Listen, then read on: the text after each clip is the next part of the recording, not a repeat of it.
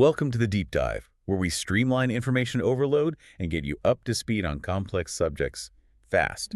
Today, we are taking a deep breath and plunging right into the bedrock of Java programming. The fundamentals. Exactly. If you're looking to refresh your memory, maybe prepare for a coding challenge or just understand the engine that powers, well, billions of devices, this is your shortcut. And we've taken a stack of core Java resources and really just distilled them down. Right. Our mission isn't just to list definitions. It's to get to the core mechanics, the unavoidable structure, and the essential building blocks of the language. We want you to grasp the why behind the code. Exactly. So you can move immediately into a more confident understanding. Absolutely. We're getting architectural today. Yeah. And to really appreciate Java, I think we have to start with its unique origin story. You mean its dual identity? That's one. The fact that it's both compiled and interpreted. That distinction is, it's the entire reason Java became so ubiquitous. Most languages are one or the other, and that forces a compromise. And Java just decided it wanted both. It wanted the speed benefit of compilation and the flexibility of interpretation. Yeah. Okay, so let's unpack this with real clarity. For someone learning this, what are those two mechanisms actually doing? Because they sound similar, but their jobs are pretty different. They are. A compiler's job, based on our sources, is translation. It takes the code you write in one programming language, your Java source code, and it converts it into another format. Okay. An interpreter, on the other hand, is an executor. It reads instructions line by line and just runs them. No pre-translation step. And Java uses them in sequence. This two-step process is non-negotiable, right? Right. It defines how every Java program starts its life. Yes. So, step one. You write your source code, let's say myprogram.java. You then run the Java compiler, javac. Right. And this compiler translates your code into what's called bytecode. And crucially, that bytecode is not machine code for any specific computer. Not at all. It's an intermediate, platform-neutral instruction set. So the bytecode is like a universal language just waiting to be spoken. That's the key to Java's famous portability. Exactly. And step two is where the magic happens. That's where the interpreting component, the JVM, the Java Virtual Machine, takes over. And the JVM is what finally turns that bytecode into the specific native machine code that your actual computer can run. Whether it's Windows, Mac, Linux, whatever. The JVM is the final translator for that specific machine. Okay, we need to spend a little more time here because just calling the JVM an interpreter is kind of selling it short. It really is. For our listener, the JVM is the reason we have write once, run anywhere. But what else is it doing that makes it a virtual machine? That's a great point. The JVM is way more than just a translator. It's a whole runtime environment. Like a protective bubble. A protective bubble is a great way to put it.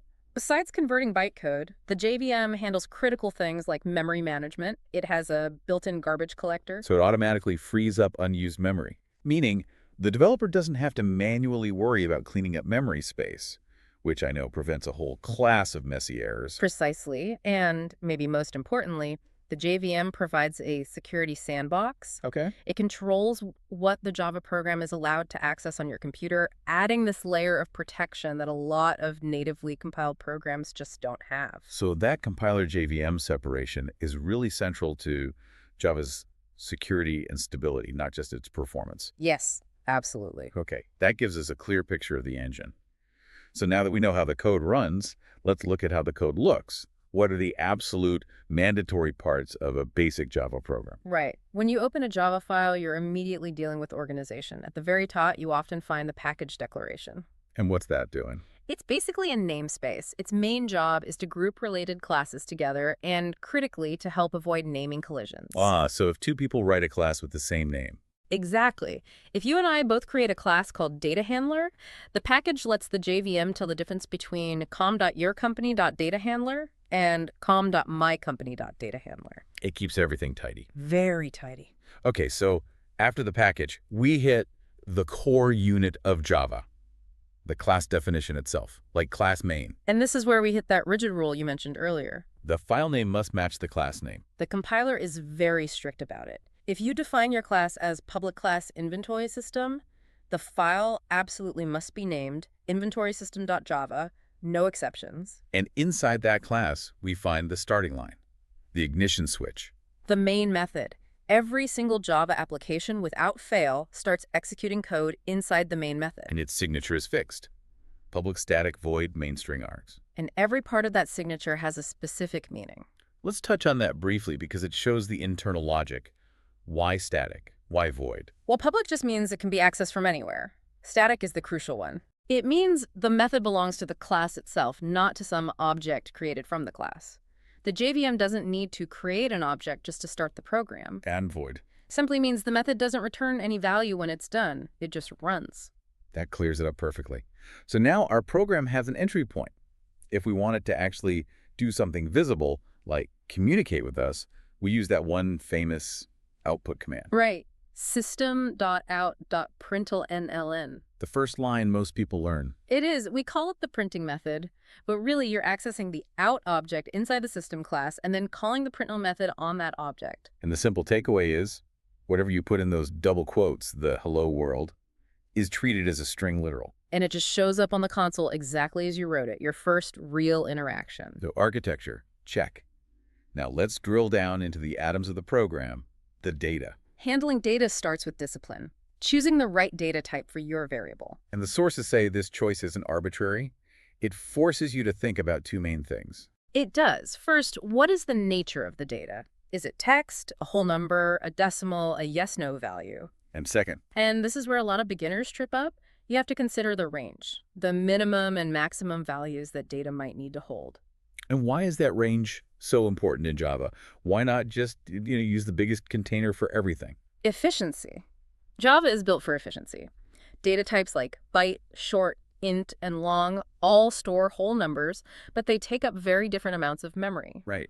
Using an int, which is 32 bits, for a variable that will only ever be a number from 1 to 100 is wasteful when a byte, just 8 bits, would do the job. So that choice dictates memory allocation. It's highly intentional. Very. Okay, moving from variables to the fixed values we assign them, the technical term is literals. And a literal is just any constant value you write directly into the code, but Java is quite sophisticated in how it classifies these literals. Let's use the specific examples to make this concrete. If I write the number 101, that's an integer literal. Simple enough. But what happens when I write a decimal, like 10.1? If you just write 10.1, Java's default assumption is that you want maximum precision. It automatically classifies that as a double literal. A double uses 64 bits of storage, so if I only needed a less precise 32-bit float. You have to explicitly tell the compiler. You have to add a suffix. So you'd write 10.1. That little f changes the whole memory footprint of that number. It does, and the compiler demands it. Then you have character literals in single quotes like A, and of course the Boolean literals, which are just the words true and false. Okay, so when we're creating names for all these things, variables, methods, classes, what we call identifiers, we run into a constraint. Yes. We have to avoid keywords. What are those? Keywords are the reserved vocabulary of Java itself. Words like public, static, void, class, if, for. They are the grammar of the compiler. You can't use them for anything else. So if I try to name a variable class, the compiler would just stop me. Immediately, it would throw an error because it leaves that word for defining a class structure. And why is that reservation so important? It eliminates all ambiguity. When the compiler sees the word class, it knows exactly what's coming next. Reserved keywords create the discipline that keeps the language predictable and readable. So it's a design principle, not just a rule. Exactly. Okay, we know how to store data inside the program. Now let's tackle the opposite.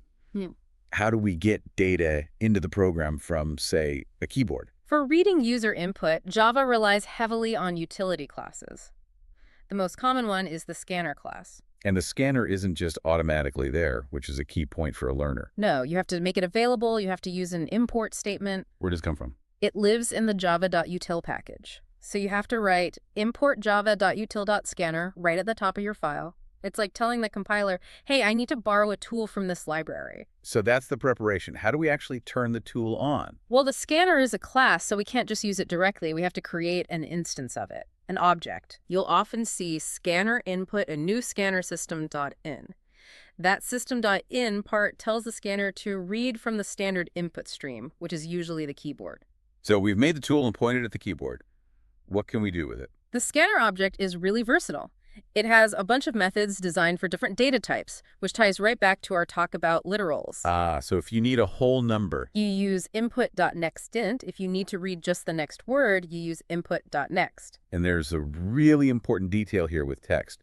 If I want to read a whole line of text, spaces and all, next won't work, will it? Correct. The next method only reads up to the first space. So if a user types John Doe, next only gets you John. So to get the whole thing. You have to use input.nextLine. And that distinction between reading tokens and reading lines is a fundamental piece of practical Java input handling. Wow. This has been a comprehensive journey, from the highest level of architecture all the way down to a user pressing a key. I think we've solidified 3 cornerstones today. Go for it. First, the mechanical genius of Java. The compiler makes platform-independent bytecode, and the JVM interprets it while also managing memory and providing security. Got it. Second, the structural discipline. The package declarations, the mandatory matching of class and file name, and that fixed signature of the main method. And third, the building blocks of data. How intentional choices about data types save memory, how constants are literals, and how we use the scanner object to handle user interaction. And understanding this machinery is really what separates someone who just reads code from someone who understands why that code was written that way. It's the true gateway to competence. Oh, sure. And to leave you with a final thought, we talked about how the language forces you to be explicit with data types, like using an F for a float. Right. So if Java is engineered that way, demanding you be so specific about precision and size, what immediate runtime risks is it trying to prevent by forcing the developer to be so explicit? And how does the JVM catch those potentially catastrophic misalignments? That's what you should be exploring next.